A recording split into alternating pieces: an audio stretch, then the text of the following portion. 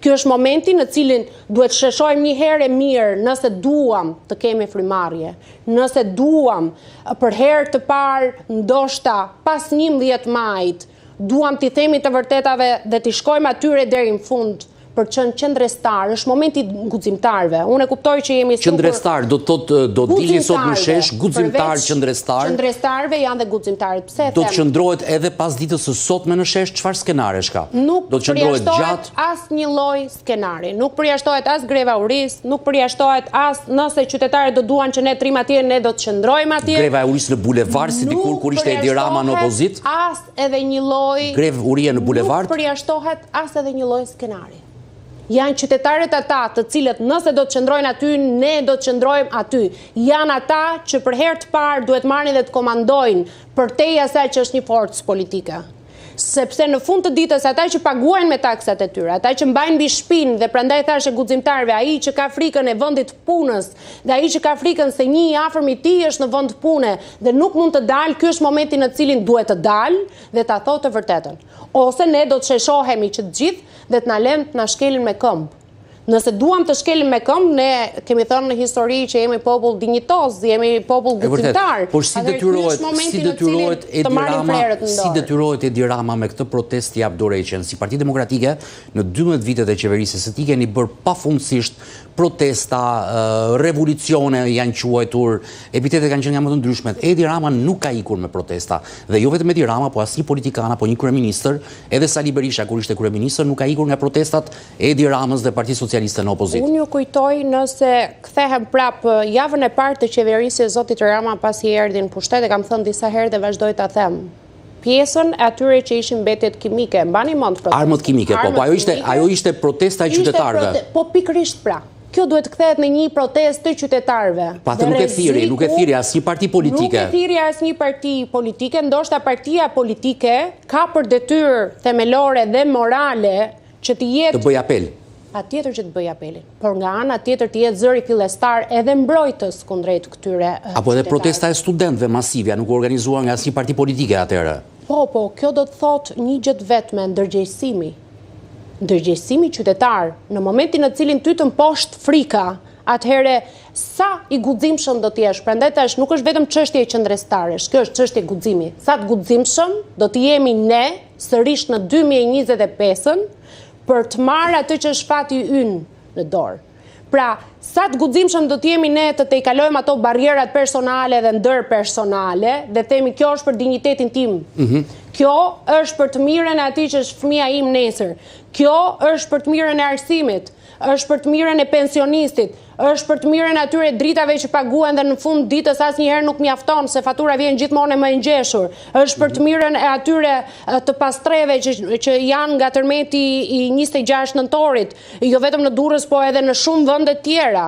Kjo është në respekt të asaj çka është realiteti shqiptar.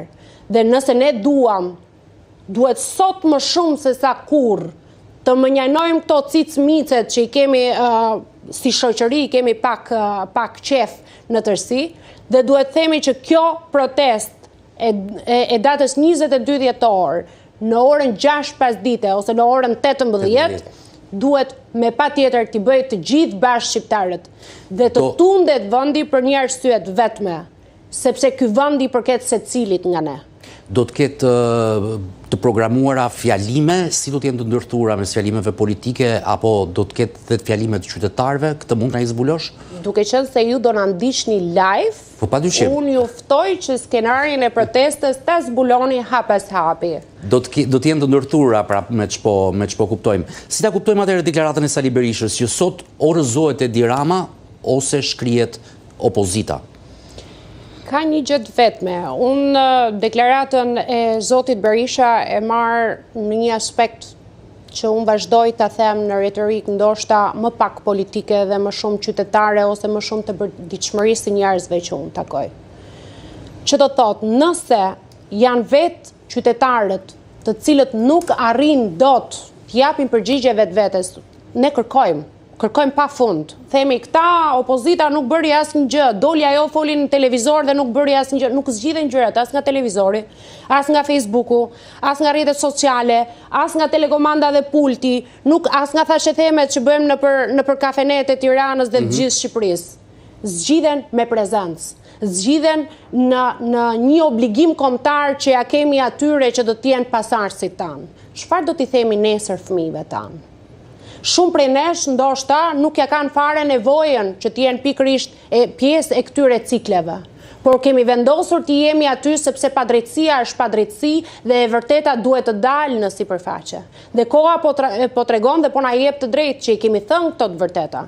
Se sa siguri kanë marrë shqiptarët nga ne apo kanë dashur të kuptojnë, kjo është çështje e shqiptarëve dhe sot më shumë se sa kurrë Tirana, Durrësi dhe çdo qytet i Shqipërisë duhet jetë prezant. Sa pjesëmarrje prisni nga jashtë Tirane, nga rrethet, nga informacionet që keni unë selin e Partisë Demokratike?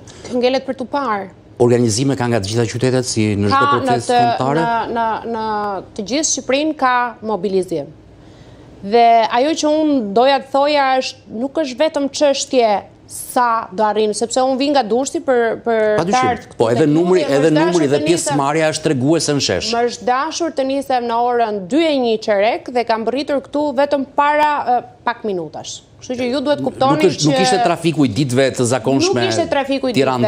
zakonshme Tiranë-Durrës, sepse në një ditë zakonshme do kisha arritur shumë më herët se sa që mbërrita. Kjo tregon që ka mobilizim dhe nëse ju ecni në rrugët e Tiranës, ka dhe një lloj mobilizimi tjetër që është policia e shtetit. Kështu që në të dyja rastet unë jam më se besim plot që secili prej nesh do ta bëjë siç duhet detyrën e tij qytetare.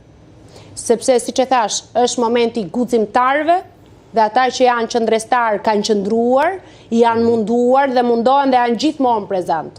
Por ata që do të jenë guximshëm dhe do të hedhin më njanë petkun e zonës së rahatisë, do të jenë ata që do të bëjnë pikërisht ndryshimin më të madh dhe do të tregojnë skenaret dhe rrjedhën pikërisht të kësaj proteste. Ata janë jashtë Partisë Demokratike, janë jashtë antarëve të Partisë Demokratike dhe simpatizantëve. Pra, kjo është ajo kategori që ju po i ftonit, ju bashkohen juve sot, apo jo? Tjetër që po, sepse nuk është detyrë vetëm antarëve të Partisë Demokratike të kërkojnë të drejtat e çdo qytetari. Çdo qytetar ka për detyrë morale të luftojë për të drejtat e tij.